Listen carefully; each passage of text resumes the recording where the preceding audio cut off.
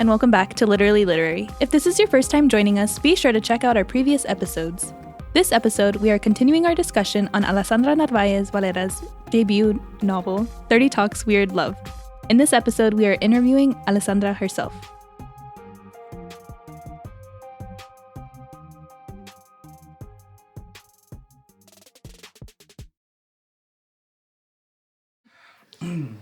What's up, everyone? Hello.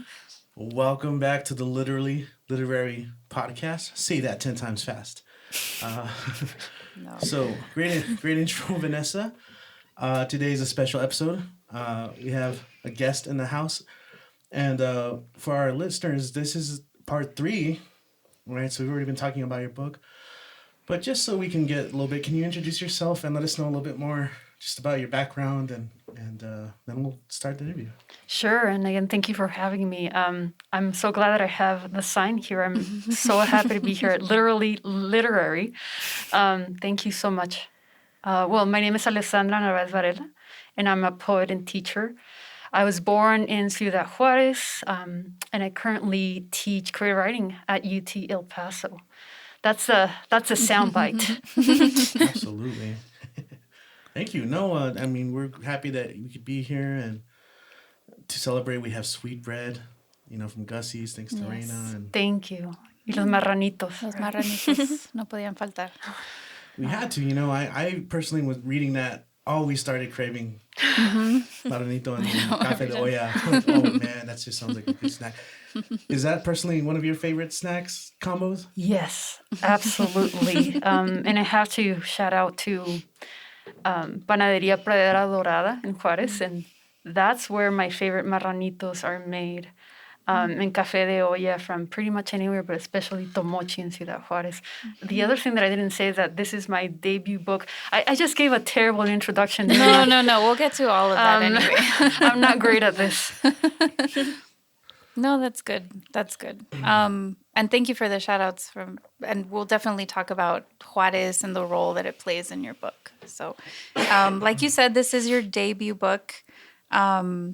We're so excited that you're here so that we can talk about it and ask you personal questions about 30 Talks Weird Love and the process and themes and all the good stuff. I know that, diving into the questions, I think we mentioned this in part 1 a little bit. Richie had mentioned that this is evidently a love letter to our younger selves.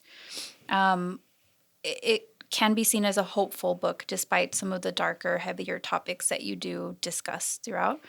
But I would argue that it's also a love letter to the border. So kind of going off of, you're already shouting out panaderias in Juárez. Can you tell us a little bit more about your relationship to the border, maybe how it shaped the book, and the meaning that it holds for you currently in writing or even outside of that? Yeah, sure. That's a wonderful question because it's something that's been in my mind, especially since I started writing at the MFA at UTEP, because before I was not as aware of the effect the border had in my writing and my identity. The first thing I would say is that, and I don't know if you agree that whole phenomenon of double consciousness is definitely part of living here and also as a writer. So it took me too long. Luckily, I got to the point where I would use 2 languages, which is another characteristic of living in the border. We're bilingual, bicultural, some of us. So that's one thing that I'm really proud about in this book, that I was able to welcome and embrace my bilingualism and not give in to labels like binapocha, for example, which is, to me, a derogatory term to describe our hermanos, our paisanos, who are of Mexican descent but may not be able to communicate in Spanish. And we have to, and I don't mean to go into many tangents, but we have to examine why our hermanos don't speak Spanish, for example. And it has to do with the history in Texas and in other states where their ancestors were not allowed to speak Spanish. Anyways, sorry about the tidbit of information, but it took me too long to learn things like this and for me to embrace this beautiful hybrid of a language, which is English and Spanish. I don't know if you would call this Spanglish. What do you think? Like the book, is it in Spanglish or is it more like the spine is? No, right? No, but it is navigating both. It right? is navigating. Yeah.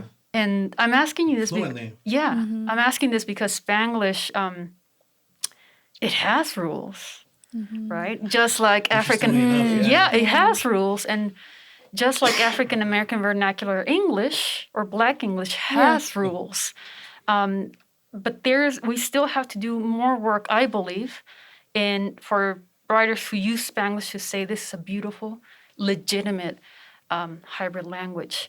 Again, I went off on a tangent, but the passion that I feel for this relates to having this on the page for me. Just having the majority of it being in English, but still feeling proud enough to bring Spanish into this took me very long, too long. So that's one of the main things that I get from my experience being in the border. The other thing is Ciudad Juárez, of course. I was born and raised there, as I said, and I moved to El Paso back in 2007. It was a really weird transition because they are sister cities, but they are very different. I thought El Paso was too quiet in the beginning.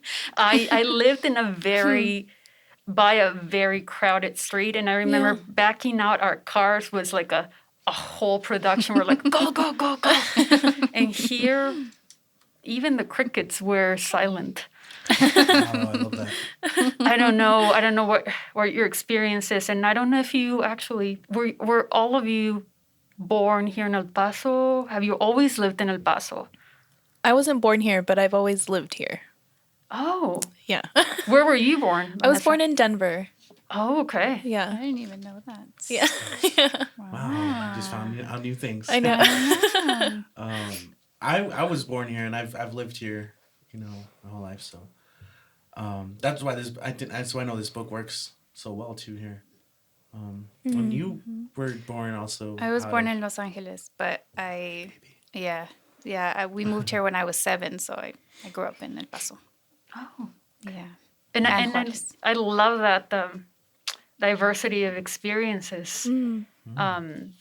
But see, growing up in Ciudad Juárez, moving here when I was about to graduate, it was a weird transition. I remember going back to my house in Juárez and crying because I missed it so much. A big thing, though, is that in writing about Ciudad Juárez in 1999 and addressing the first wave of femicides, that was also really complex and difficult for me to do because I did not want to stigmatize the city any further or minimize it to just a place of horror and murder, which has been done before to the city. And the other thing is that I might not be living in Ciudad Juárez right now, but this is still home to many people, and they see it as more than what has been represented in the media. So it was a difficult process trying to, I guess, balance the anxiety the protagonist feels with this other feeling of, I love my city, which is what I find out a lot of people in my generation, and even now, they resonate with that. It's like we go through stages where, like, I'm in love with my city. I love Ciudad Juárez, and then it's like, why does it have to be dangerous? Yeah. You talk a lot about that frustration in the book, and I think you do it well enough. One of the questions that we did have was related to that regarding choosing to cover difficult subject matter and the frustrations of it, but also through the lens of a YA novel. Like what was that like? How did you decide to walk that process? And maybe you had some insight also from your publishers. I'm not really. How was that experience for you? Well, when I started writing this back in January 2019, I was not as aware of who the audience was. I knew this was for young adult readers, but not necessarily what that meant. Little by little, though, talking with other authors in the past 1.5 years in panels or conferences, is that young adult literature is so appropriate for tackling these issues. If we think about teenagers, and I was a high school tutor in Anthony, Texas for 5 years, they're ready for this kind of conversation. The thing is that you have to invite them to it.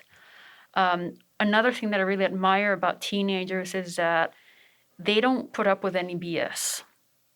They'll read you very fast, and they'll know if you're being real or not. So throughout the revision process, I was like, if this is my main audience, I have to come forward and say even more than I was willing to say before the first draft. I have to keep on digging.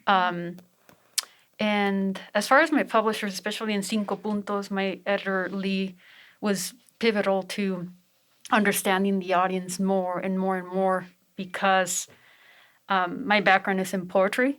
So I often forgot, like, this is supposed to tell a story, right? And who are the characters and the setting, the time. At one point in the book, I had not even an inkling of how much time had gone by. So, but yeah, that's what I would say about young adult. It's and it's one of the best genres to tackle difficult topics. Yeah.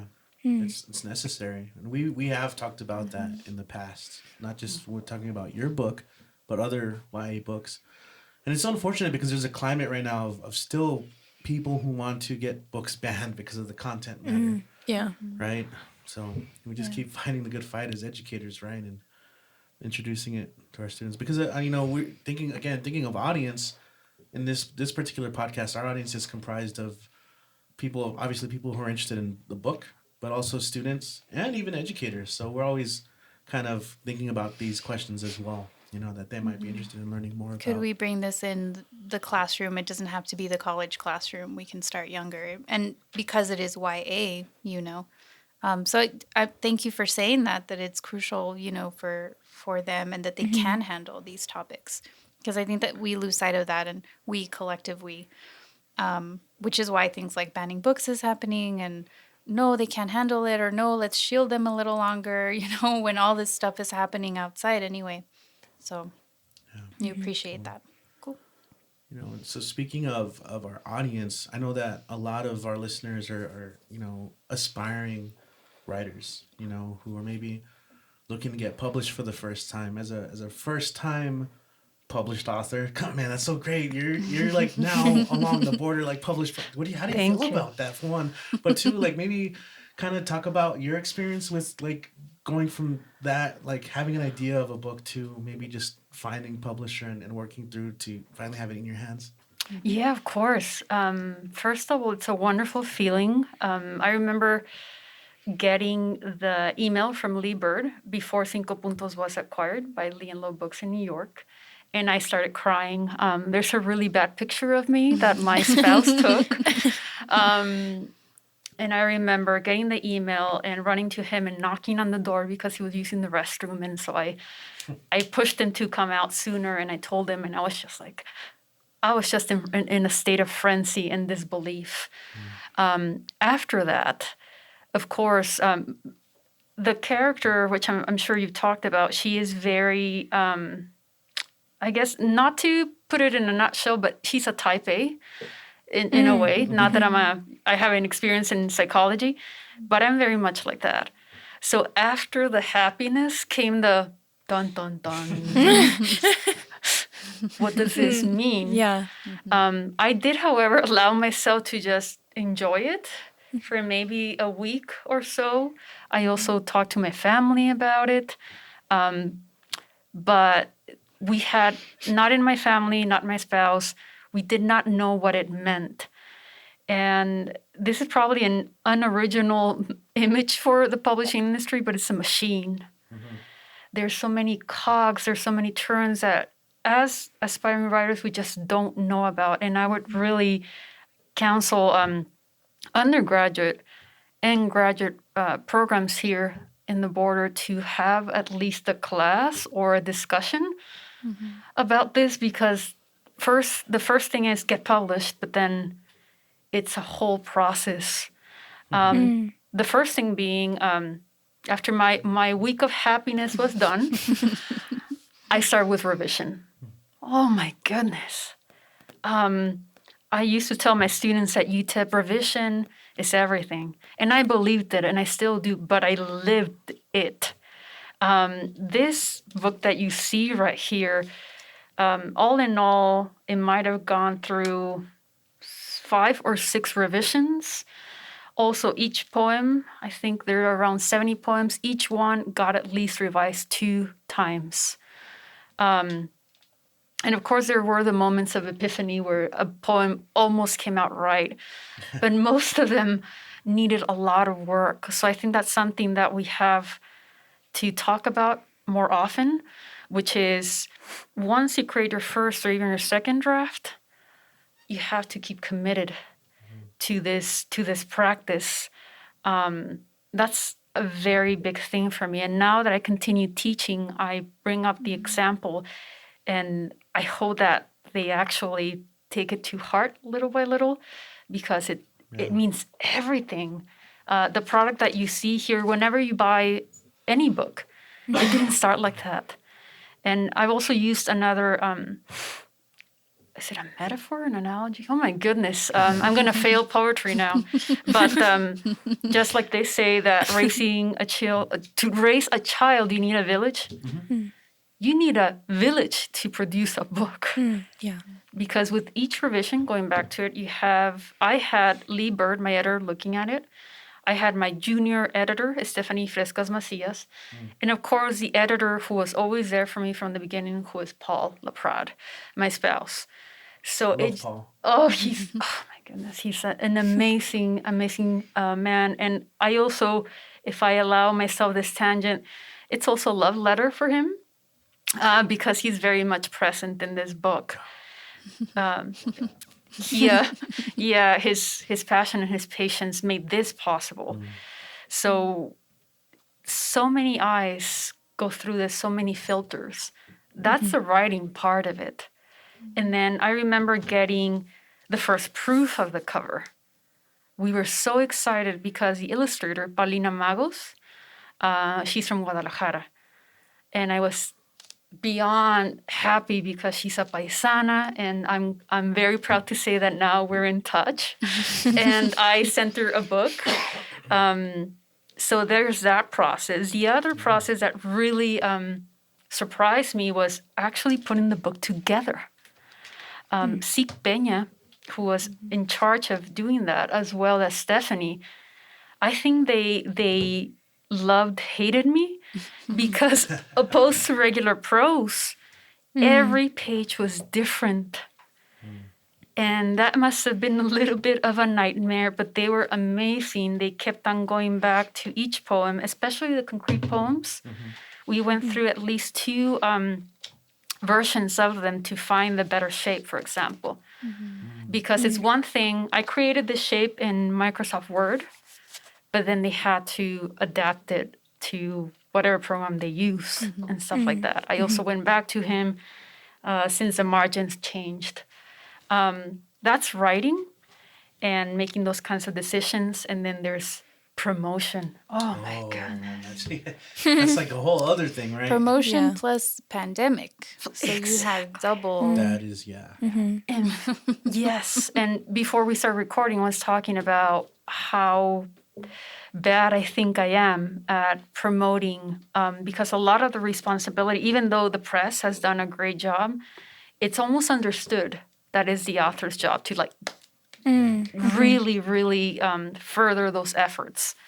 Another thing that I would love for our creative writing programs to tackle and to discuss, what does it mean to put your name out there in your book? And how do you want to do it? There's a lot of authors who have a very restrained approach. There are some other authors who go for it. And there are some people in the middle. So those are the kinds of things that I would like to share for aspiring writers. Revise, and prepare to inhabit different roles. That of the writer, and that of the publicist, I guess. Exactly. Yeah, and if you happen to teach or you happen to have another kind of job, then you have that other role. And that split can be a little bit difficult in the beginning. Makes sense. Long answer, sorry. No, No, that's that's exactly great. what Yeah. I mean.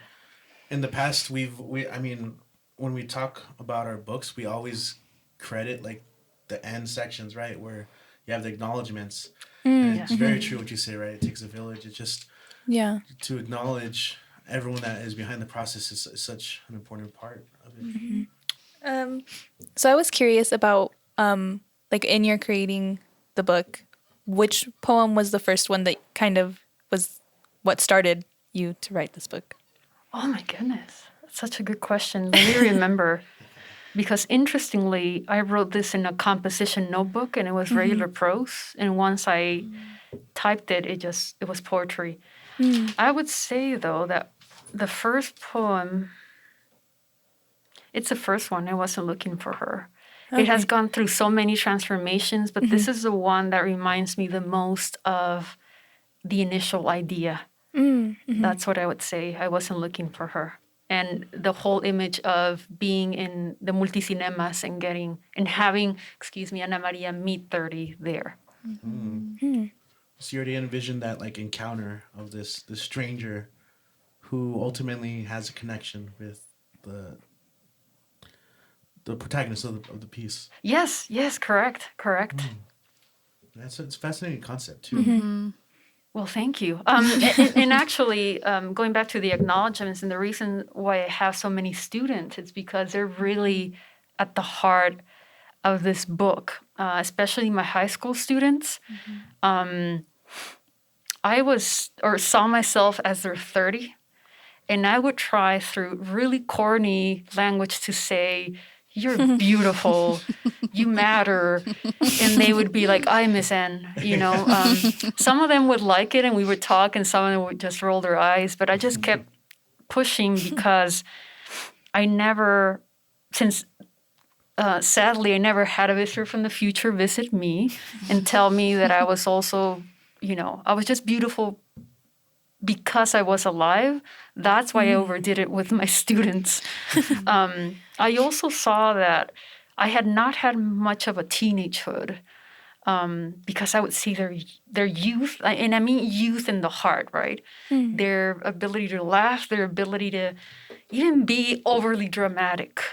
That's why I really love working with teenagers. Everything is a flor de piel. Everything hits them. And I admire that so much because I was never like that. I was always studying, always thinking about the next deadline or the next achievement. And if it hadn't been for them in Anthony High School, shout out as well to the Wildcats, I wouldn't have had the idea either. So I owe it to them and to all of my students. That's perfect. Yeah. I think that kind of touches on a question that Jorge Gomez had. And shout out to Jorge too. Hola, Jorge.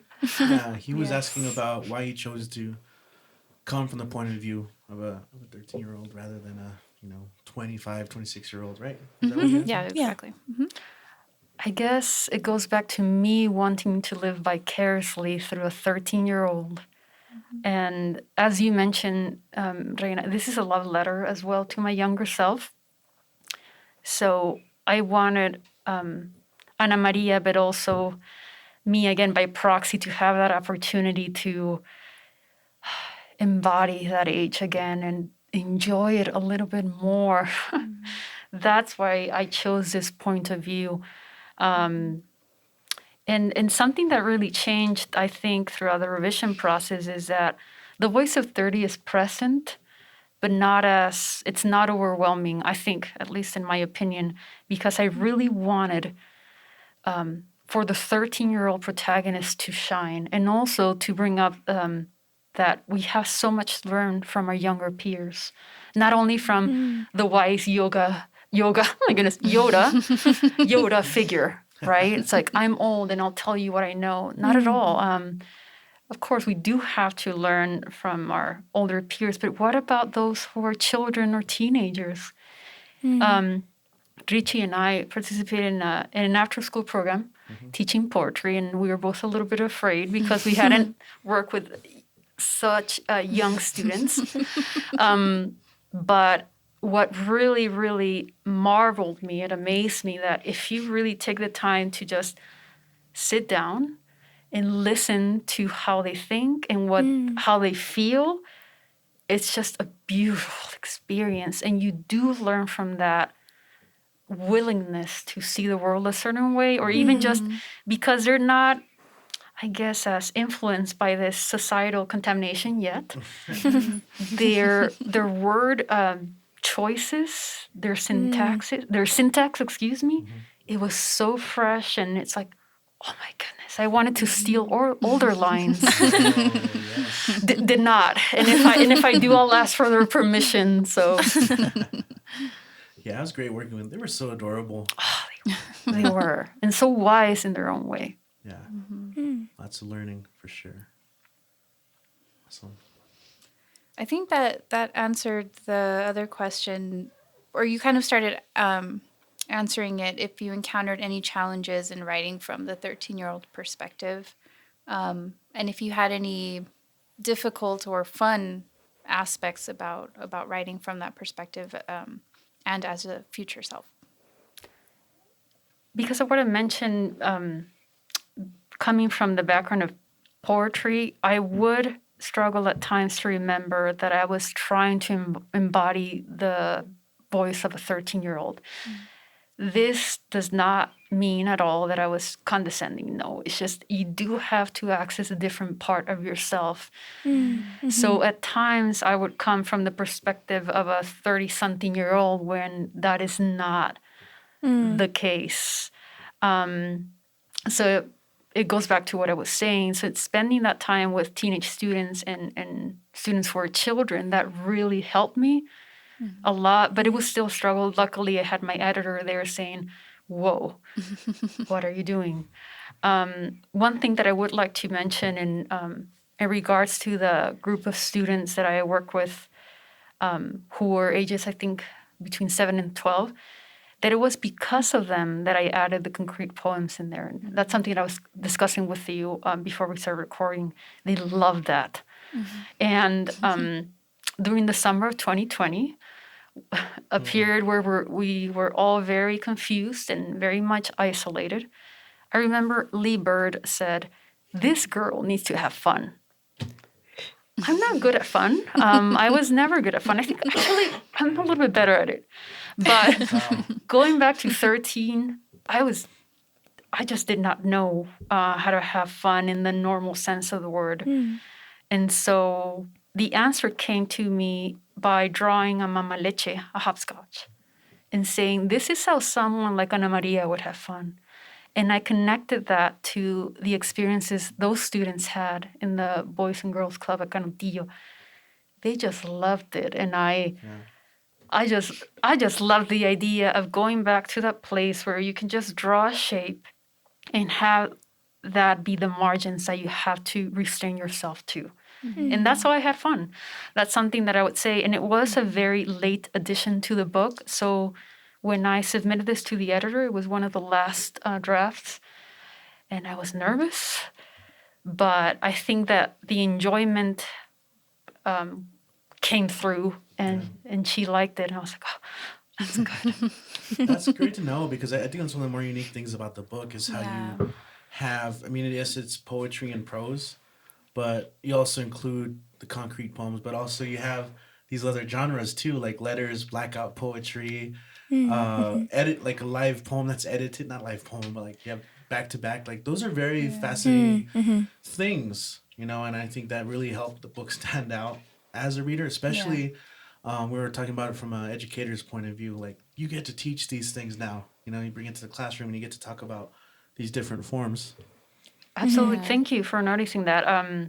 Because it is, I think it's so difficult at times to teach writing and creative writing. So I do hope that educators can use this and use it as a blueprint for lessons. And just so you know, I'm always open for any kinds of questions about the book. If you are up for library visits or classroom visits, mainly through Zoom, I guess, because of how times are like, but I'm here to answer any questions. But Thank you. Well, since you bring it up, I mean, for our listeners, how would they? I mean, what's the best way? Maybe someone can get a hold of you for that. I think that the best way is to go to my website, which is www.alessandranarvaezvarela.com, and then there's a contact form there. And that's how they can get in touch with me. And there's actually a tentative list of things that I can cover. But I'm always willing to work with the teacher, the librarian, or just the writing group, a community a group. For example, there's a book club going on in Laredo about the book, and I'm going to visit with them in March. So I'm very much excited to do those kinds of things. That's awesome. I already know a couple of people that would probably hit you up. You hear that, Eddie? Groove? All right. You better contact her, right? Bring her to the students. They're going to love her. And I know you said that the little kids like the concrete poems, but that's one of the first things that I talked about first show. I was like, oh my God, the blackout poetry, and it's so cool because you don't really see it that much, the Margarita and all of those poems. So it's definitely new and a new and fresh way to bring to light the process and just what this young girl's going through, right? So yeah, thank you for talking about that and explaining a little bit about how you brought that into the final draft, which is really interesting. My pleasure. Did you have any other questions, Vanessa? Do I? I have to think of one off the top of my head. That's hard. Freestyle. Ready? Freestyle. 3, 2. Think of a question. Think of a question. How, or yeah, I mean, maybe while you think of one, Yeah, go ahead. I'm trying to think about how to phrase this. It looks like you've been received really well by so Brave Books, Literarity. You have a lot of the community already right behind you. How's that been? Oh, that's been beautiful. Especially the Clarks, Bill and Mariana Clark. They've been amazing in supporting this book. And that's another thing that I would tell aspiring writers is to, even before you get to publish a book, support your local bookstore. There's such a vibrant part of our community. And so there's just no equivalent. For example, there actually doesn't even exist that Amazon would tell you, oh, you've sold these many copies. They don't really care. I appreciate the business, but there is nothing like that personal connection to Mr. Clark, who tells me you've sold these many copies. This person asked about it. We had a young reader ask about this. And that's really the beating heart of our community. So that's been really, really amazing. And I'm very thankful to Literary and, as you said, Brave Books. Yeah, they're definitely a champion. So. And we were talking pre-show, and you had mentioned you recorded your audiobook. And so to talk about, the book being available, obviously you want to shop at local bookstores, but it's also available now in audiobook. So that's exciting too. Yeah. Did you record in voices? I tried. I tried, and I remember discussing that with the director. It's like, I'm not good at voices. She talked to me about, no, we don't expect you to do that. I'm not a voice actor. But I just tried to differentiate them as much as I could with just little, intonations, but it was a whole process. It was really fun, and I actually felt like an actor of sorts. And it was a process of 1.5 days, and that's one of the moments in my life that I most felt like a writer, because I understood the story like never before. I was just completely focused on it for that 1.5 days. It was a really cool experience, and it is available. So if my voice is not too grating, you can listen to it. It was a really cool experience. Let me see. Okay. So we just heard that you were nominated for the Rise project. Oh wait, what is it?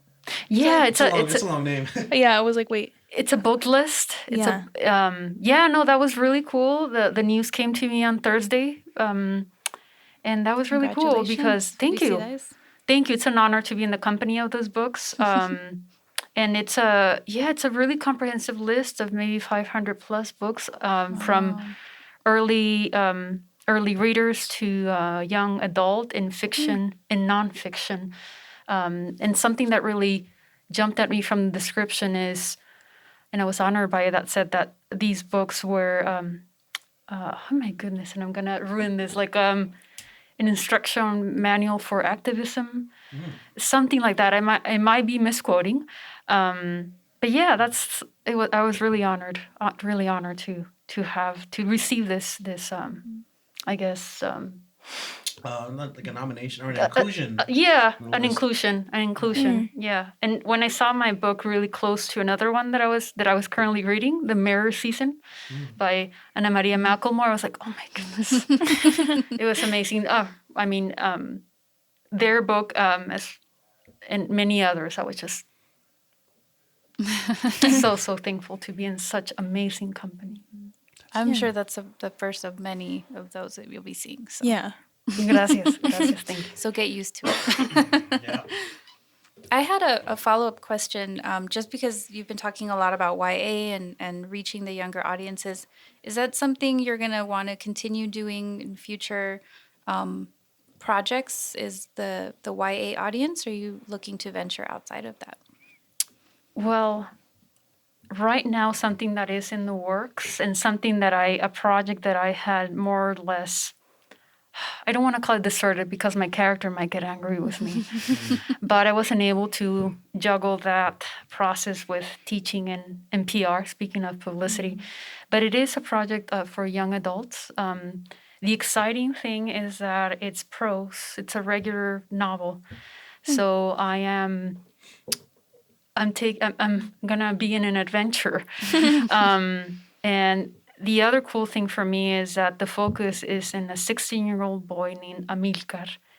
So it'll be the first time that I'll be trying to tell a story from a character who identifies as a boy. I'm also using a third-person limited narrator, which is new for me. So that's what's going on. But I really something that I would like to tell aspiring writers to not put yourself in a box. My thesis in the master's program was not a YA young adult novel in verse. It was just a regular collection of poetry. So you really don't know where you'll go in terms of your writing and also what you read. Read everything. I think that's very, very important. My other project, but that's still very amorphous and very, very, very messy. It's just a collection of poems. But right now, Amilcar, he's my focus, and I'm saying his name out loud. So he joins me and really allows me to tell his story the best way possible. There you go. That's amazing. How exciting. Can't wait to read it. Thank you. We'll just have to get it published first. But yeah, that's the hope. That's a hope. Now it's out there. You're right. I'm just sending the vibes to the universe. Manifesting that. Awesome. Well, I don't know if we had any more comments. I mean, do you have any other events or anything else that you're trying to do, and like during this semester, maybe? Or promote? Yeah. In chronological order is in a way that sounded like immodest. No, what I meant is what's coming up in February is that I'm going to be featured in the City magazine, and that was a really cool interview. Awesome. I'm hoping that maybe we can organize a reading. And thank you to Erin Coulihan. I was going to ask if it was Erin. Oh, she was amazing interviewer. Just like you guys, thank you so much. So I'm hoping we can have a reading about that. I'm very excited, especially for going to the Texas Library Association conference in April. Hopefully the travel will still be possible and it'll be in Dallas. I'll actually get to interact with readers, librarians who are a wonderful part of our community, so important, and also talking to fellow writers in the flesh. That's something that I'm very excited about. That's what I can think of right now. Yeah, that's what I can think of right now. I am trying to envision an event where it could be reading poetry and also inviting a friend of mine who's a musician, and even my sister who does henna. So I'm envisioning a very, what would it call it? Multi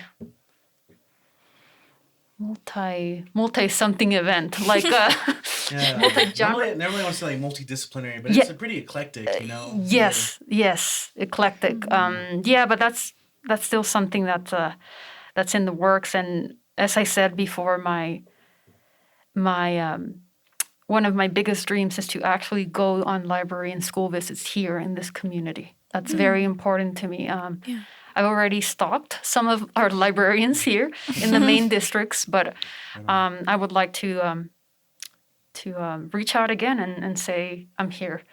I'm definitely here for you. And I know these are really difficult times for our librarians and our teachers. So thank you so much for your hard work. Thank you so much. Right. Awesome. That's great. How exciting. Yeah. It's cool. It is something else that I didn't say about all of this is that it is surreal.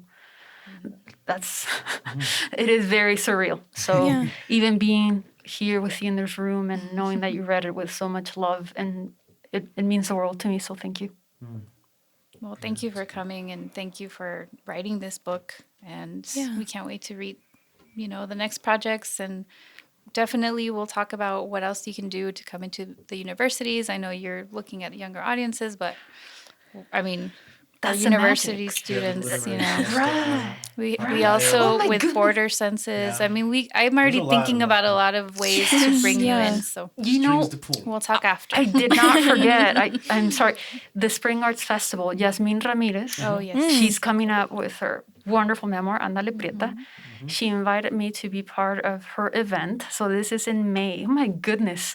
Oh, Yasmin, I'm not doing my job with PR. Yes, that's another event that I'm so excited about because it is in this community. Yeah. So very excited about that as well. And that's the magic of YA. YA is not limited to the readers that the cover says, right? I think adults also gravitate towards it because it tends to be very much on the surface of feelings, emotions, and experiences. So We're definitely not young adults anymore. Well, maybe Vanessa is, but we loved it. So our heart, I guess, at heart. But young at heart. There you go. So yeah, shout out to Yasmin. We do plan to read her book as well and talk about it. And much like the foodie she is, I believe we're looking forward to eating some treats right now. Oh yeah, Some of this pan dulce. that is amazing. Yeah, Yasmin. I think her book on El Prieta is going to come out in April. Yes. Also from Leon Lowe Books. So be on the lookout because it's going to be amazing. Awesome. Thanks for joining us. Thank you. Thank you all so of you. much. Say bye to the audience here. First time live. First time recorded, actually. That's really cool. I know. All right. Awesome. Cool. Peace. We're done. Thanks for joining us on this episode of Literally Literary, brought to you by Border Census and Power at the Past. This episode, we continued our discussion on 30 Talks Weird Love by Alessandra Narváez Varela. Join us on our next episode where we begin dissecting The Ones Who Don't Say They Love You by Maurice Carlos Ruffin. If you haven't read it, we hope we inspire you to pick up a copy. Follow us on Instagram at literallyliterary.ep and on Twitter at literallylitep.